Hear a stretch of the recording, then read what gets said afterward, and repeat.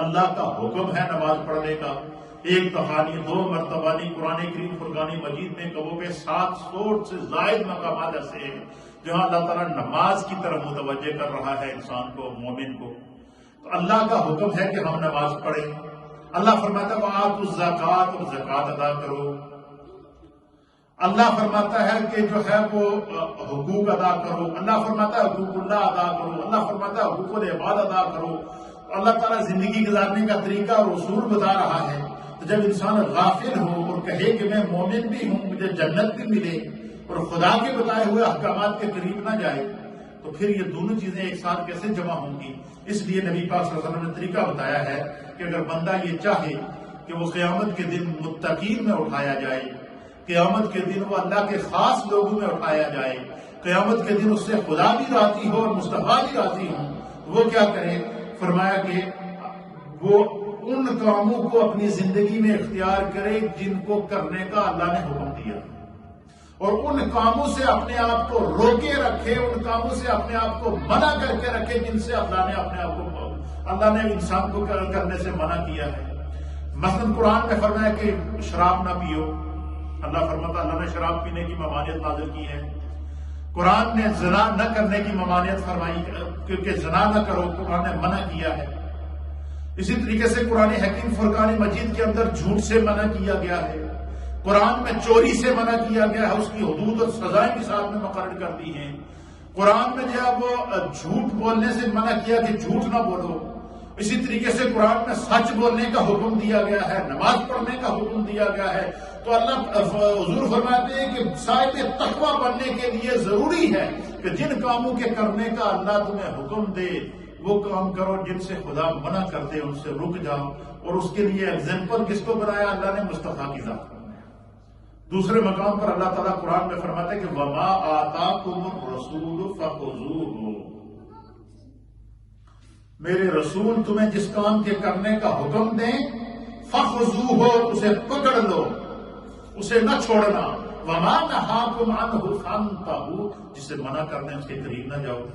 تو حضور نے فرمایا کہ اللہ سے ڈرنے کا حق یہ ہے کہ اس کی اطاعت کی جائے اور اس کی نافرمانی نہ کی جائے. اور فرمایا کہ اور اس کو یاد رکھا جائے.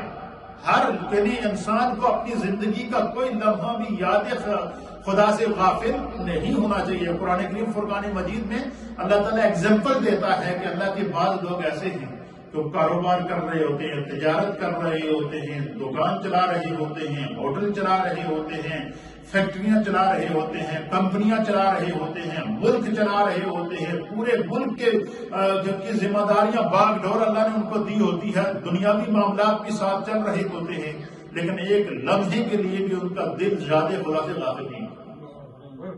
ایسے بھی لوگ ہیں اور ان کو رجال کہا ہے. اللہ نے کہا اصل مرد تو وہی ہے، وہی تو اصل لوگ ہیں کہ جو ہر حال میں اپنے رب کو یاد رکھتے ہیں. تو اس حدیث کے اندر نبی اکرم صلی اللہ تعالیٰ علیہ وسلم نے 4 چیزیں بتائی، 4 یا 5 چیزیں بتائی ہیں. پہلی چیز کیا بتائی ہے کہ اللہ سے ڈرنے کا حق یہ ہے کہ تم کیا کرو؟ اس کی اطاعت کرو، نمبر 1.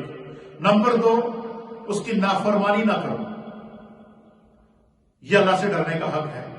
اور نمبر 3، اللہ کو ہر لمحے اپنے دل میں یاد رکھو، ذہن میں یاد رکھو، فکر میں یاد رکھو، خیال میں یاد رکھو، تصور میں یاد رکھو، تخیل میں یاد رکھو. کوئی لمحہ ایسا نہیں ہے انسان یاد خدا سے غافل ہو. علماء اور محدثین نے لکھا ہے کہ یہ جو درخت سوکھ جاتا ہے، آپ نے دیکھا نا کوئی درخت سوکھ جائے تو اس کے بارے میں لوگ کیا کہتے ہیں کہ اس کو کاٹ دو. یہ ہوتا ہے یا نہیں ہوتا؟ وہ درخت سوکھتا کب ہے؟ حدیث کے مطابق نبی پاک صلی اللہ علیہ وسلم نے اس طرح اشارہ دیا ہے کہ حدیث کا مفہوم ہے، حضور نے فرمایا کہ جس وقت کوئی درخت ہے خدا کا ذکر کرنا چھوڑ دے وہ سوکھ جاتا ہے. پھر اس کے لیے حکم کیا ہوتا ہے؟ اس کو کاٹ دو. تو یہاں اس حدیث کے اندر حضور نے فرمایا کہ اللہ کی اطاعت کرو، تم خدا کی تو تمہیں جو ہے وہ اللہ سے ڈرنے کا حق مل جائے گا. اللہ تمہیں جو ہے وہ اپنے ان لوگوں میں شمار کرے گا جو اللہ سے ڈرتے ہیں. دوسری کیا کہ اس کی نافرمانی نہ کرو. تیسرا کہ اس کو ہمیشہ یاد رکھو.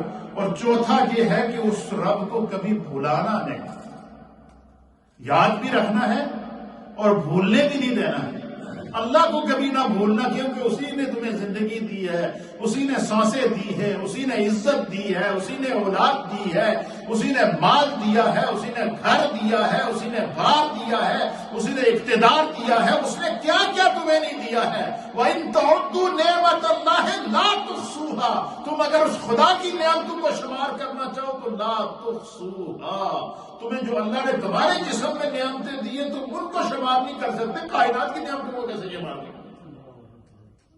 یہ ہے سمجھنے کی چیز۔ یہ قرآن کا پیغام ہے کہ فرمایا کہ جو ہے وہ اللہ کو یاد رکھا جائے ہر لمحہ اور اسے بھولنے نہ دیا جائے۔